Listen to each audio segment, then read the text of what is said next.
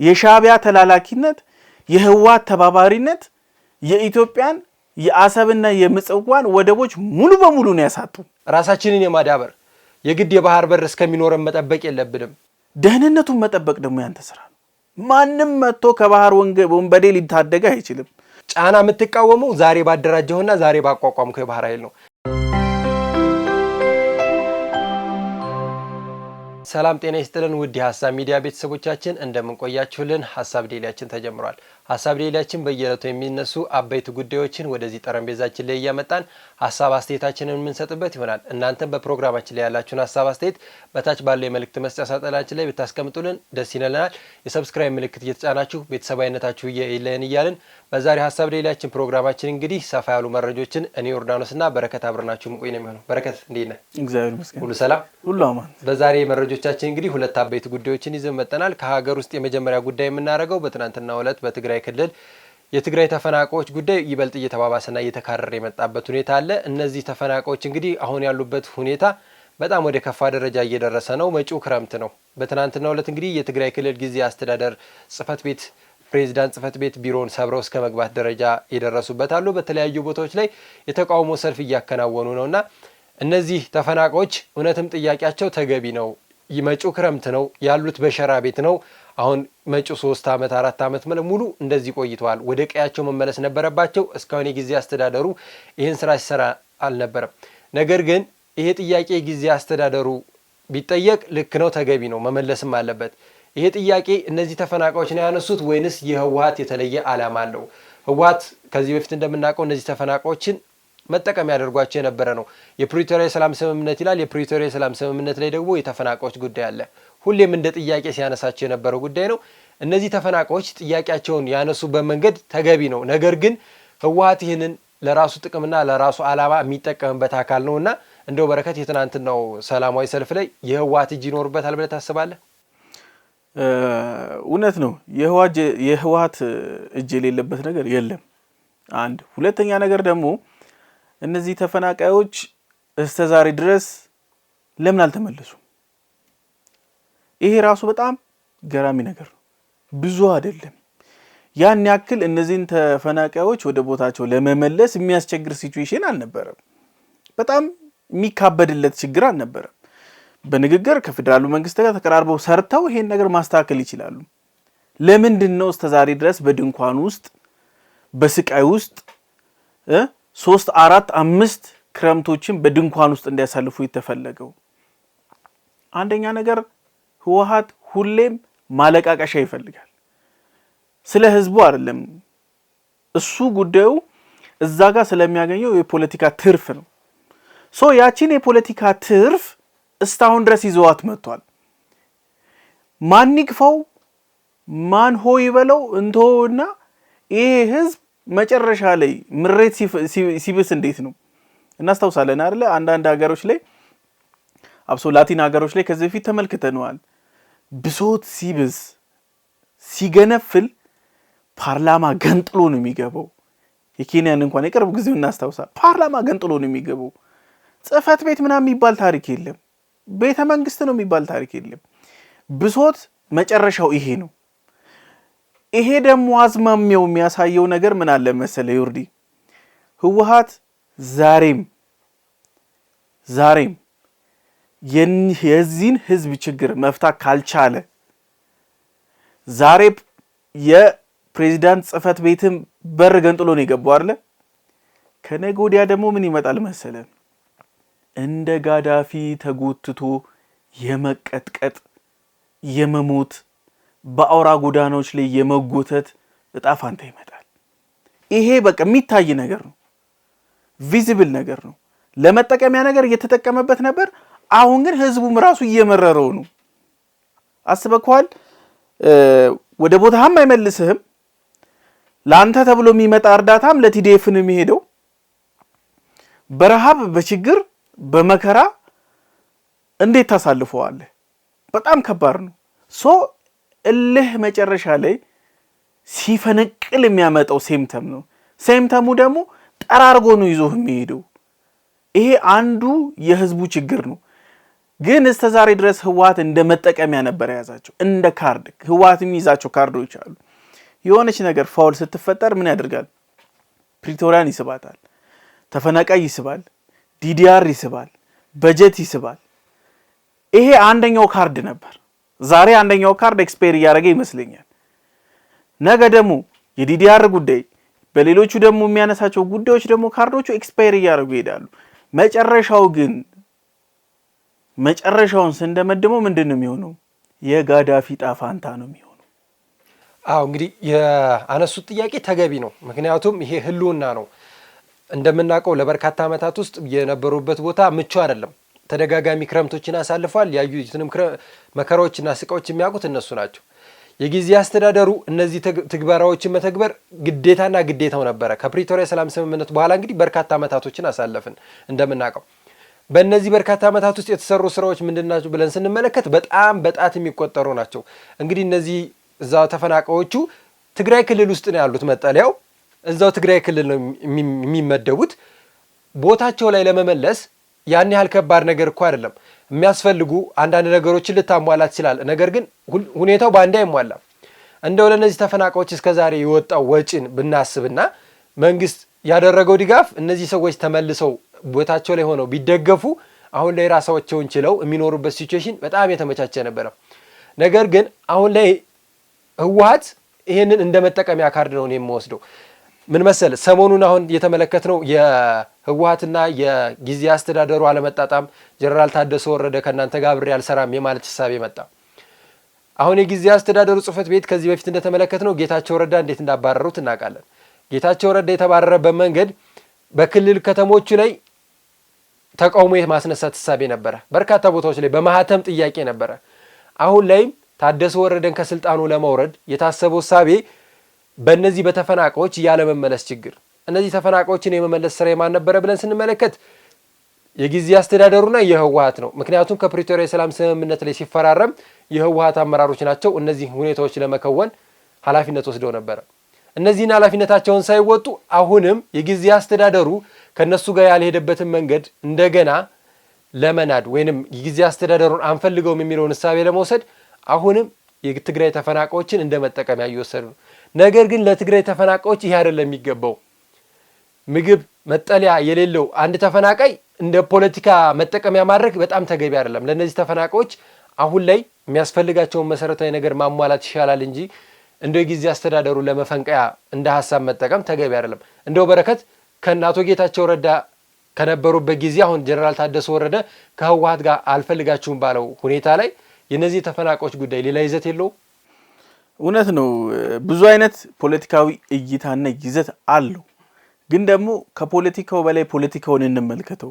ምን አለ መሰለ ዮርዲ፣ የዚህ የተፈናቃይ እንቅስቃሴ ህወሓት ዛሬ አይደለም በተፈናቃይ ሲነግድ የኖረው፣ ዛሬ አይደለም በችግር ሲነግድ የኖረው፣ ዛሬ አይደለም። ይሄ መነሻው ወደ ኋላ ይሄዳል። የትግራይ ላይ ድርቅ፣ ችግር፣ ረሃብ በነበረበት ጊዜ እንኳን የመጣለትን ከዩኤስኤ የመጣለትን እርዳታ እንኳን ሱዳን ወስዶ ሸጦ መሳሪያ ገዝቶ የሚመለስ ቡድን ነው። ይሄ ቡድን ተራ ቡድን አይደለም። አበሻ ምን ይላል? አመል አይልቅ ድመት መልኩሳ። ስለዚህ አመሏን አትረሳም ነው። ስለዚህ ይሄ አመል አይረሳም። አሁን ምን ሆነ የሚለውን ነገር እናንሳው። ከረንትሊ እስከ ዛሬ ድረስ በእርዳታ ውስጥ ሲቀመጥ የትግራይ ተፈናቃይ የዩኤስኤአይዲ እርዳታ ነበር። አሁንስ ትራምፕ መጥቷል፣ እርዳታ የሚባል ነገር ቆሟል። የአይነትም የገንዘብም እርዳታ የለም። አንደኛው የዩኤስኤአይዲ ጥቅሙ ምን ነበረ ስትል እነዚህን ተረጂዎች በአይነትም በገንዘብም ሰፖርት እያደረገ ስለሚያስቀምጥ ህወሓት ተጠቃሚ ነበረ። ችግር የለውም፣ አያሳስበውም። አሁን ግን ዩኤስኤአይዲ የሚባል ነገር የለም። ዩኤስኤአይዲ በራሱ ሰፊ ስለሆነ ሌላ ጊዜ እንተነትነዋለን። በጣም ሰፊ ፖለቲካ ነው። ግን እሱን ትተነው እንኳን ስንመለከት ዩኤስኤአይዲ ሳይኖር የትግራይ ክልል ጊዜያዊ አስተዳደር ተፈናቃዮቹ ምግብም መጠጥም መልሶ ማቋቋምም ሳያደርግ እነዚህ ተደራራቢ ችግሮች ባሉበት ውስጥ እነዚህ ሰዎች እንዴት ይቆማሉ? እንዴት ሊቆዩ ይችላሉ? እስተመቼ ቦታችሁ ልንመልሳችሁ ስንል እዛ ቦታ ላይ የገሌ አስተዳደር ይዞታል፣ እገሌ የሚባል ግሩፕ ይዞት እንደዚህ ይዞታል። እሱን መስራት ያንተ ስራ እኮ ነው እንዴ? ነዳጅና ሸቀጣ ሸቀጥ ጭነ በአፋር ትግራይ ኤርትራ ወስደ ከምትሸጥ ይሄ ነበር እኮ ስራ የተመደብከው እኮ ይሄን ልትሰራ ነበረ። ይሄን መስራት ስላልቻልክ የትኛውም ወይን ባስቀመጥከው ቁጥር ፈርመንት ያደርጋል። ፈርመንት ባደረገ ቁጥር ደግሞ የተቀመጠበትን አቁማዳ ይነቀንቃል። መጨረሻው ምንድነው? መፈንዳት ነው። አሁን ትግራይ ውስጥ ያሉ ብሶቶች ቀስ በቀስ እየፈነዱ ነው የሚመጡት። ያ ነው ምንም አይነት የፖለቲካ አጀንዳ ቢኖርህ በጊዜው ተጠቅመ ካልፈታው ይሄ ነው ዋናው ነገር። አሁን ላይ የትግራይ ክልል ፕሬዝዳንት ጽህፈት ቤት መጣ ስናያየው ነገ የትኞቹ ቢሮዎች ይቀጥላሉ? ነገ የህዋት አመራሮች ዛሬ እንደ ልባቸው እየነዱም እየረገጡም የሚያልፉበት የመቀሌ ጎዳናዎች ላይ ተሸፋፍኖ ማለፍ እንኳን ይቸግራቸዋል። በዛ ልክ አዎ እውነት ነው። ይሄ ጥያቄው አንገብጋቢ ጥያቄ ነው። ሰዎቹ ሰላማዊ ሰልፍ የወጡበት ጽህፈት ቤት ሄደው ሰብረው የገቡበት ምክንያት ተገቢ ነው። ምክንያቱም ለሰው ልጅ አስፈላጊ የምንለው ምግብና መጠጥ፣ መጠለያ መጪው ክረምት ነው ያሉበት ሁኔታ ከዚህ በፊትም በሰፊው የሚነሳ ጉዳይ ነው። የትግራይ ክልል ተፈናቃዮች ወደ ቀያቸው መመለስ አለበት፣ መጪው ክረምት ነው የሚባል ጉዳይ አለ። በሸራ ቤት ነው ያሉት እነዚህ ሰዎች። አንገብጋቢ ጉዳይ ነው ያላቸው። ጉዳያቸውንም ህወሓት አሁን ላይ ይህንን ማድረግ አይችልም፣ ግን የጊዜ አስተዳደሩ ከፍተኛ የስራ ድርሻ አለበት። ይህንንም ድርሻውን ከሚመለከተው አካል ጋር ከፌዴራል መንግስትም ጋር ከእርዳታ ሰጪ አካላቶችም ጋር ተነጋግሮ ቢሆን ጊዜያዊ መፍትሄ እንደው አሁን ነገሩ በአንድ የሚፈቱ ነገሮች አሉ፣ በርካታ ነገሮች አሉ። ቢያንስ ክረምትን የሚወጡበትን ጊዜያዊ መፍትሄ። ነገር ግን ይሄ ጊዜያዊ መፍትሄ ተሰጠ ማለት ለእነዚህ ሰዎች ቀጣይነት ያለው ወደ ቦታቸው የመመለስ ስራ፣ ሀብት ንብረታቸውን የመመለስ ስራ ተገቢ ወሳኝ ጥያቄ ነውና እንደው ለእነዚህ ሰዎች ቀሪ ጊዜያቸውን የሚስተካከልበትን ሁኔታ ቢመጣ እንላለን። በረከት እውነት ነው። ተጨማሪ ሀሳብ አለ? አመሰግናለሁ። በዚህ ጉዳይ ላይ የነበሩን ሀሳቦች እንደዚህ አንሸራሸርን። በቀጣይ ጉዳይ ስንመለስ በኢትዮጵያ የባህር በር ጉዳይ በሰፊው የምንወያይ ነው የሚሆነው። ተመልሰን እንመጣለን። ተመልሰን መጥተናል። እንግዲህ የቀጣይ ጉዳያችን የሚሆነው የባህር በር ጉዳይ ነው። እንደሚታወቀው ኢትዮጵያ ትልቅና ዋና ጉዳይ ብላ የምታነሳው በረከት የባህር በር ጉዳይ ነው። ይህንንም የባህር በር ለማስፈጸም እንግዲህ ትልቅ የሚባል የባህር ኃይል ያስፈልጋል። ትናንትና እንግዲህ የመከላከያ ዋና አዛዥ የሆኑት ፊልድ ማርሻል ብርሃኑ ጁላ የባህር ኃይላችንን በከፍተኛ ደረጃ አጠናክረናል፣ ከዚህም በተሻለ ደረጃ እናጠናክረዋለን ብለዋል። የሚሰሩ ስራዎችን እየተመለከትን ነበረ። እንደዚሁ ጃን ሜዳ ላይ የባህር ኃይል ዋና መስሪያ ቤት 95 በመቶ የሚሆነው ስራው ተጠናቋልና ባህር ኃይላችን በዚህ ልክ መጠናከሩ በረከት ከዚህ ከፍ ያለ ሆኖ መጠናከር አለበትና በቀጣይ ምን አይነት ሁኔታዎችን የምንመለከት ይሆናል?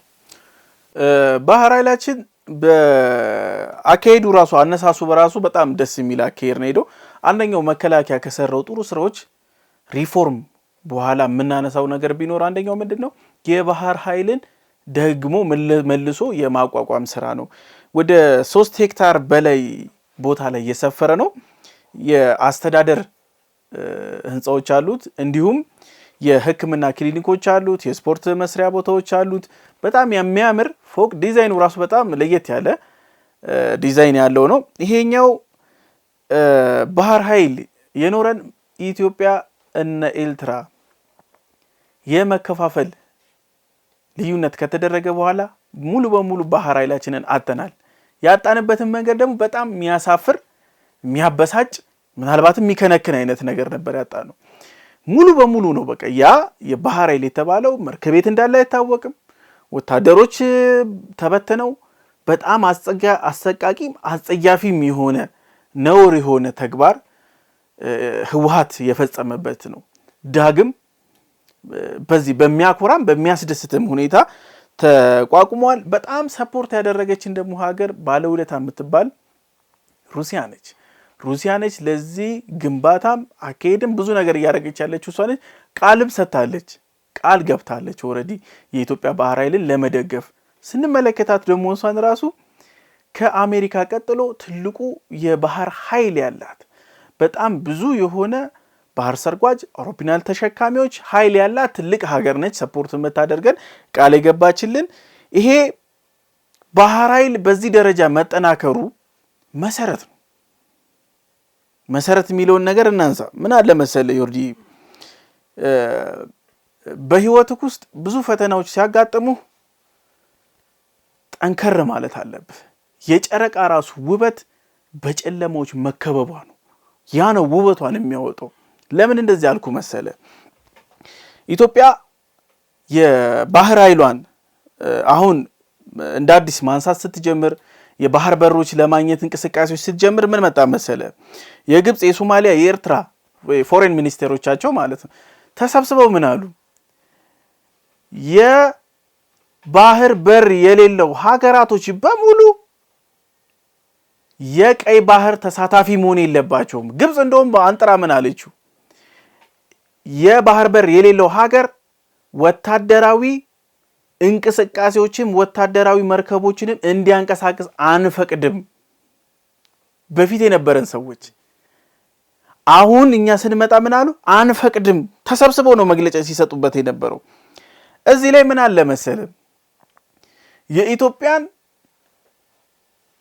አንገት የቆረጣት ኤርትራን ገንጥሎ ያነሳት መሪ ምን አለ መሰለ? የባህር በር ሸቀጥ ነው፣ በቃ ወደብ ሸቀጥ ነው፣ ተራ ነገር ነው ብሎ አራከሰው። የወደብ ኢኮኖሚያዊ ጥቅም ሉዓላዊነት የማስጠቀም የሉዓላዊነት ጥቅሙን አልታየውም። በዛ ላይ ምን ብሎ ጨመረበት መሰለ? ግመል ያጠጡበታል። ግመል የጨው ውሃ እንደማይጠጣ ራሱ አያውቅም። አንዳንዴ አንገት ስትቆርጥ የሀገርን አንገት ኤርትራን ገንጥለ ስታነሳ የአንገት ጥቅም የማይረዳ መሪ ጭንቅላት ስለሌለው፣ ጭንቅላት ቢኖረውማ የአንገት ጥቅም ይገባዋል። ይሄ የተሰራብን ደባ ከግብጽ የጀመረ መነሾውን ያደረገ የሻዕቢያ ተላላኪነት፣ የህወሓት ተባባሪነት የኢትዮጵያን የአሰብና የምጽዋን ወደቦች ሙሉ በሙሉ ነው ያሳጡን። ካርታውን ራሱ ብንመለከት ከላይ ተነስቶ ታች ደርሶ ሲመለስ ኢትዮጵያን ሁም ብሎ ከቀይ ባህር ላይ የማግለል ስራ ነው የተሰራበት። በጣም የሚያስቀው ነገር ምን አለ መሰለ? ኢሳያስ ምን አለ መሰለ? የሆነ ሰዓት ላይ እኛ በወደብ ጉዳዮች ላይ ጸብ አንፈልግም፣ ወደቦች ነፃ ናቸው፣ ኢትዮጵያኖችን ማንም መጠቀም ይችልበታል። የኢትዮጵያ መንግስትስ በሰዓቱ ላይ መጠቀም አልፈለገም። ለምን? አውቆ ነው የሰጠው። አልፈልግም ብሎ ነው የሰጠው። ለምን ይጠቀምበታል? ሁም ብለው ደግሞ የኤርትራ ጦርነት አነሱና ሙሉ በሙሉ የአሰብም የምጽዋንም ነገር ደፈኑት። ለአንዴና ለመጨረሻ ጊዜ ውሾን ያነሳ ውሾ ብለው ዘጉት። በጣም የሚያስቀው ነገር ግን ምን አለ መሰለ? የሞሮኮ፣ የማሊ፣ የቡርኪና ፋሶ ሀገራቶች በቅርብ ጊዜ ላይ ተመልክተ ከሆነ የባህር በር ያላቸው ሀገራቶች የባህር በር ለሌላቸው እንዲጠቀሙበት በይፋ ፈቅደዋል። ፍሪሊ። ያ ማለት ምን ማለት ነው? እነዚህ ሀገራቶች የፈቀዱት ባህር በር ያላቸው ሀገራቶች የፈቀዱት ቢከለክሉም ነገ የባህር በር የሌላቸው ሀገሮች ህዝባቸው ቁጥር እየጨመረ ሲመጣ፣ ኢኮኖሚያቸው እያደገ ሲመጣ ይሄ ቦታ የባህር በሩ ጂኦፖለቲካ ስትራቴጂነቱ ይጨምራል። ያን ደግሞ ዛሬ ላይ መፍትሄ ካልሰጡት፣ ሰላማዊ መፍትሄ ካልሰጡት የሆነ ቀን ገንጥሎ ይወጣል። ያ ከመሆኑ በፊት ስማርት የሆነ አካሄድ ተጠቀሙ። በአረብ ሀገሮች ላይ ደግሞ ስንመለከት የባህር በር ያላቸው የባህር በር የሌሉትን በጣም የሚያስቅ ምናልባትም የሚያስደስት አካሄድ ሄደዋል። ከቦታቸው ላይ ባህር በር የሌላቸው ሀገራት ካላቸው ቦታዎች ላይ እነዛ ሀገሮች ገባ ብለው ቦታ እንዲወስዱ፣ የባህር በር ያላቸው ሀገሮች ደግሞ ለነዚህ ለሌላቸው ደግሞ ወጣ ብለው ከባህሩ የተወሰነውን ኪሎ ሜትር እንዲይዙ በጣም ዓለም አንደርስታንድ አድርጓል። ሀገራት ያለ ባህር በር መቆየት እንደማይቻል ዝም ብለህ አጥረህ ግመል እያንቦጫረክበት እንደማትቀጥል አንደርስታንድ ተደርጓል። ሶ የኢትዮጵያ የባህር በር ዛሬ መሰረቱ መጣሉ ምናልባትም ነገ ካልሆነም ከነገ ወዲያ ይሄ ነገር የኢትዮጵያ አንደኛና ወሳኝ አጀንዳ መሆኑን ዓለም ይረዳል። በዙሪያችን ያሉትም ሀገሮች ይረዳሉ። የቀኑ ቀን ደግሞ የባህር በር ይኖረናል። እንግዲህ ይሄ የባህር ኃይል ዋና ፍላጎቱና እቅዱ መቼም ኢትዮጵያ ከእንግዲህ የባህር በር ይኖራታል። የባህር በርን ብቻ ሳይሆን ቀጠናው ላይ ያላት ጂኦፖለቲካ ተሰሚነት አንጻር የባህር በር አስፈላጊ ነው። ከዛም በተዘለለ የባህር ኃይል ደግሞ እዚህ ጂኦፖለቲካ ላይ በጣም ከፍተኛ አስተዋጽኦ አለው። የዛሬ ነው ያርገውና እኮ ቀይ ባህርን ስትጠብቅ የነበረች ሀገር ነች። ዛሬ ላይ እንደዚህ አይነት ነገሮች ተፈጥረው አሁን የሌል ያጣንበት ሁኔታ አለ። እንደዚሁ የባህር ኃይላችን የተበተነበት ሁኔታ አለ። ነገር ግን አዲሱ ሪፎርም የባህር ኃይል መቋቋሙ ትልቁ ዓላማው የቀጠናው ጂኦፖለቲካ ላይ አቅምን ማሳየት ነው። እዚህ ላይ እንግዲህ ወደፊት የምናገኘው የባህር በር ላይ የራስህ የባህር ኃይል አለ ማለት ቀይ ባህር ላይ እንደፈለገ ተንቀሳቅሶ የቀጠናውን ሰላምና ደህንነት የባህር ላይ ወንበዴዎችን የሚቃወምበት አቅም ትመሰርታለህ። ይሄ ማለት ኢትዮጵያ ቀጠናው ላይ ያላት ተሰሚነት እንደምናውቀው በአየር ኃይል በመሬት ኃይል ብትለው ከፍተኛ አቅም ያላት ሀገር ነች። የባህር ኃይል ብዙዎች እንደሚያነሱት የባህር በር የሌላት ሀገር የባህር ኃይል ምን ያደርግላታል የሚሉት ሀሳብ አለ። ነገር ግን ዛሬ ይህን እናቋቁመውና ነገ የምናገኘው እድል ላይ እንጠቀምበታለን።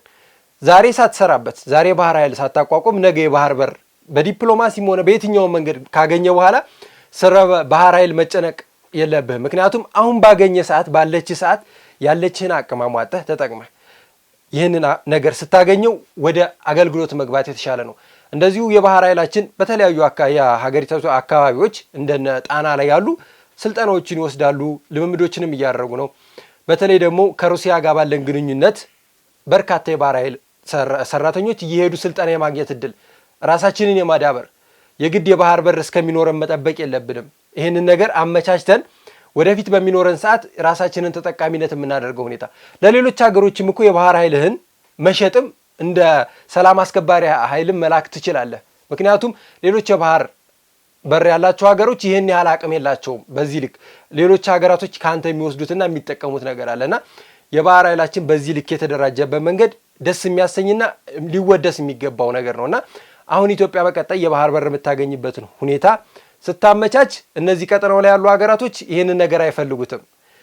ከሌሎች ሀገራቶች የሚመጣብህን ጫና የምትቃወመው ዛሬ ባደራጀውና ዛሬ ባቋቋምከው የባህር ኃይል ነው። እንደምታውቀው በረከት ይሄ ባህር ኃይል እንኳን ለመቋቋም ስንት ቻሌንጅ እንዳለፈ እነዚህን መቋቋም የማይፈልጉ ሀገራቶች ነገ ምን እንደሚመጣ ያውቃሉ። እነሱ የሌላቸው ኃይል እኛ እያደራጀን ነው ሳይኖረን። እንግዲህ ጎረቤቶቻችን እንመለከታለን፣ የባህር ኃይላቸው ምን ያህል እንደሆነ እናውቃለን። ከሌሎች ሀገራቶች እየመጡ ግብጽ የኤደን ባህረ ሰላጤን እስከ መቆጣጠር የደረሰችበት ደረጃ አለ። ይሄ ነገር ከሚሆን እዚሁ የኤደን ባህረ ሰላጤ ቀንድ ላይ የምትገኝ ሀገር ይህንን ቀጠና ብትጠብቀው የተሻለ ነውና እንደው የባህር ኃይላችን በዚህ ልክ ማደጉና ይበልጥ የሚያሰኝ ጉዳይ ነው። ቅድም ካልከው ነገር ላይ አንድ ፖይንት እናንሳ። የባህር በር የሌላቸው ሀገሮች የባህር ኃይል ምን ይሰራላቸዋል? በጣም ቆንጆ ጥያቄ ነው። ጠቅ አድርጋ ያለፍኩ ምን ይሰራልናል መሰለ? የባህር በር የለንም እንጂ መርከብ የለንም ማለት አይደለም። ባህሩ ላይ ጥቅም የለንም ማለት አይደለም። ኢትዮጵያ እንደ ልቧ ኤክስፖርት የምታደርጋቸው ምርቶች በባህሩ ላይ ነው የሚያልፉት። ኢምፖርት የምታደርጋቸው ለእድገቷ ወሳኝ የተባሉ ግብአቶች በሙሉ ኢምፖርት የሚሆኑት በባህሩ ነው። ሶ ያ ሸቀጣ ሸቀጥህን ደህንነቱን መጠበቅ ደግሞ ያንተ ስራ ነው። ማንም መጥቶ ከባህር ወንበዴ ሊታደገ አይችልም። ሶማሊያ ውስጥ የተፈለፈሉ የባህር ወንበዴዎች መጥተው ሸቀጣ ሸቀጥን ቢያግቱትስ የባህር መርከብህን ከነሰራተኞች ቢይዙብህስ ዜጎችህን? ይሄንን መጠበቅ የምትችለው አንተ ራስህ ነህ እንጂ አንተ ተይዘ የሌሎች ሀገርን የባህር ኃይል ያላቸውን ሀገራቶች ሄዳ አትለምንም። እንደዛም አይደረግም። ስለዚህ ሸቀጣ ሸቀጥህን ህልውናህን የምታስጠብቀው አንተ ነህ። አንድ ይሄን የባህር በር ደግሞ መቆጣጠር ራሱ ሌላ ጥቅም አለው። ኮንትሮባንድንም ራሱ ኮንትሮል ለማድረግ ይጠቅማል። ሌላው እዚህ የባህር በርን አለመቆጣጠር ከሚያመጣበት ችግር ውስጥ መወረር የሚባል ነገር አለ። ኢትዮጵያ ዛሬ በጅቡቲ ነው እየተጠቀመች ያለችው። ለኢትዮጵያ ስጋት የሚባሉ ሀገሮች ይሄንን የባህር በራችንን እዛ ጋር የምንጠቀምበትን ፖርቱን እንኳን መተው ቢቆጣጠሩት ሙሉ በሙሉ ኢምፖርትም ኤክስፖርትም ዴድ ሆነ። ያ ማለት ምን ማለት ነው? የምሸጠው የለም፣ የምታመጣው የለም። የሕክምና እቃዎች ታካሚዎች ይጠብቁሃል እንዴ? ህመም ጊዜ ይሰጣል እንዴ?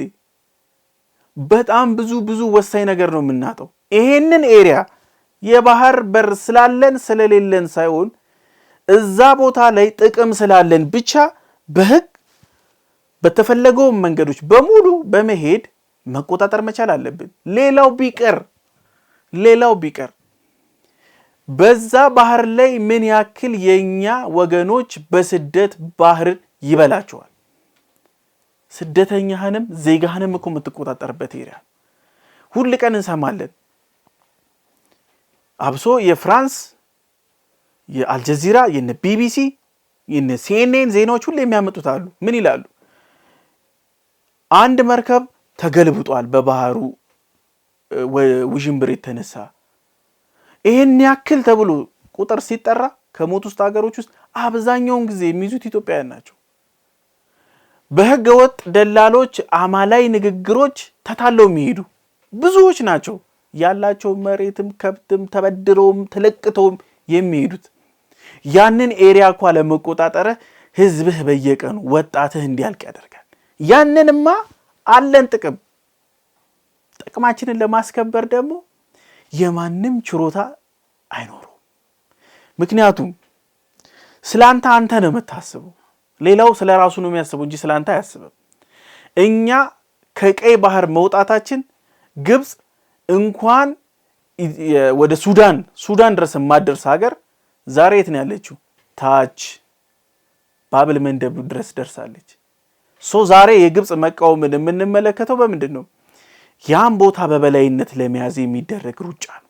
ስለዚህ ጥቅም አለን፣ ግዴታ ነው። የባህር በር ማግኘት ግዴታ ነው በየትኛውም መንገድ። ቤኪ ይሄ የባህር ኃይል እንግዲህ እዚህ ጋር ቀጠናው ላይ ያለውን ጂኦፖለቲካ ትልቅ አስተዋጽኦ ይኖረዋል። እንደ ጎርጎሪያኖቹ የዘመን አቆጣጠር በ1993 አካባቢ ከዛ በኋላ ሙሉ ለሙሉ የባህር ኃይላችን የለም በሚባል ደረጃ የለም። ነገር ግን አሁን ከዚህ ከሪፎርሙ በኋላ ቀጠናው ላይ ያለን ጂኦፖለቲካ የሚወሰነው በዚህ የባህር ኃይል ነው።